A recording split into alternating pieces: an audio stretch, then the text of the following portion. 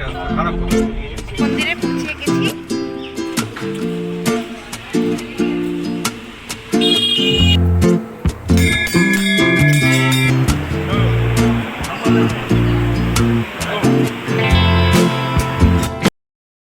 আজ আমরা সবাই মিলে কৈলাস দেবী মন্দিরে যাচ্ছি ভগবান শিবজিকে দর্শন করতে। এই ভগবান শিবজিকে নিয়ে আপনাকে বলবো কিভাবে এই দুটো শিবলিঙ্গ কোথা থেকে এসছে সমস্ত আপনাদের বলবো। তাহলে চলুন আমার সাথে।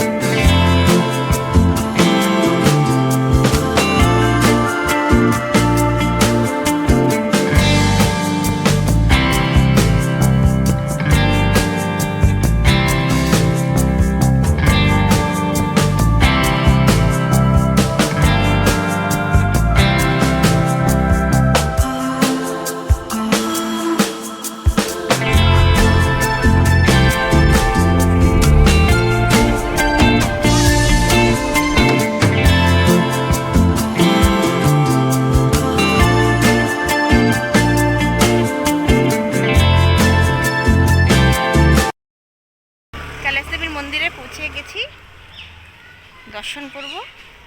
মন্দিরে নেমে গেছি।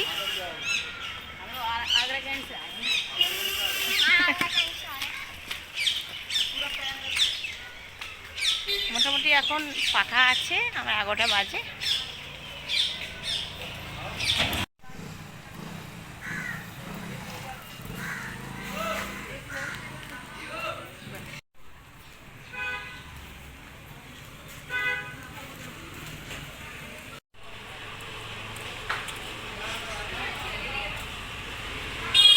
এই মন্দিরে এন্ট্রি।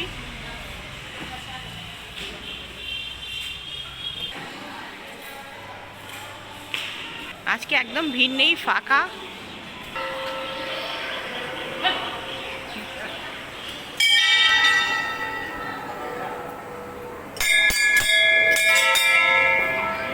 তাও ভিড় আছে মন্দিরে মোটামুটি।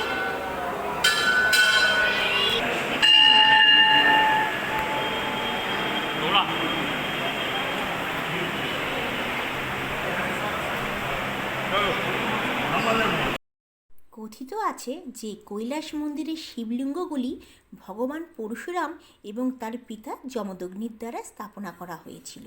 মহর্ষি পরশুরামের পিতা যমদগ্নি ভগবান বিষ্ণুর ষষ্ঠ অবতার।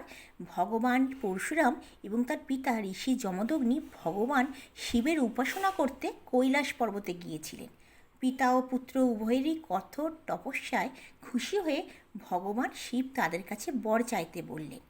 এতে ভগবান পরশুরাম ও তার পিতা ঋষি যমদগ্নি তাদের সঙ্গে আসা মানে শিবজিকে তাদের সঙ্গে চিরকালের জন্য আসার জন্য আশীর্বাদ চাইলেন।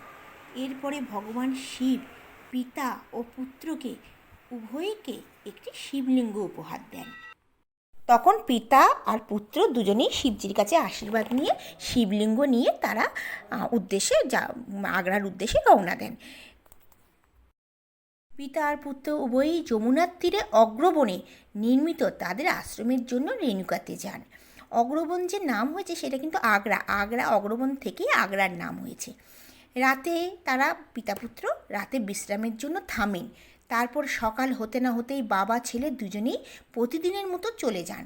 এরপর তারা জ্যোতির্লিঙ্গকে পূজা করতে এলে সেখানে তখন দেখে জ্যোতির্লিঙ্গ একটা না দুটো জ্যোতির্লিঙ্গ তারা দেখতে পারে।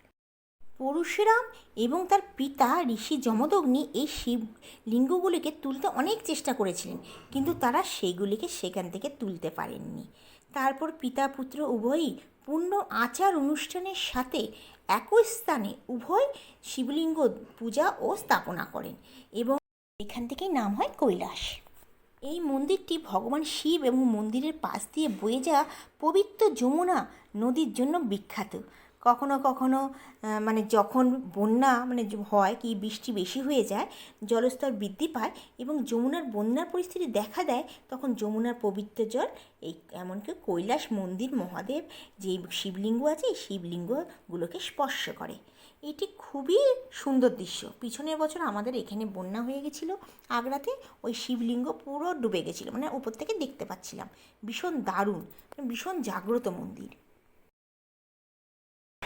মন্দিরে এলাম, দর্শন হয়ে গেল আমাদের, জল ঢাললাম, এবার বাড়ি যাব। তার আগে যমুনা দেখাবো আপনাদের, একবার দেখিয়েছি আরেকবার।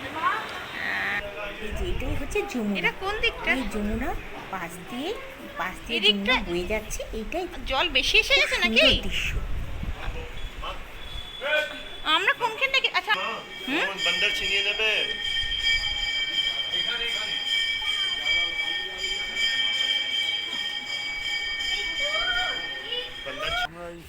গঙ্গাতে ওখানে থাকলে আমি তো গঙ্গা গিয়ে করতাম। আলিগড়েও তো আছে।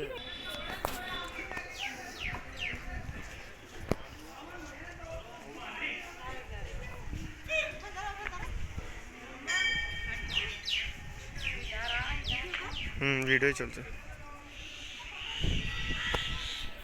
যমুনা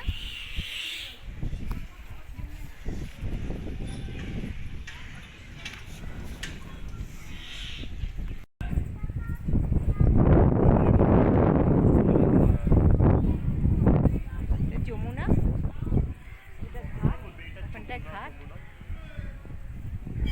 যেখানটা নৌকা আছে ওখানটা ঘাট।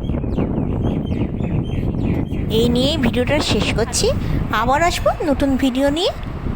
ধন্যবাদ।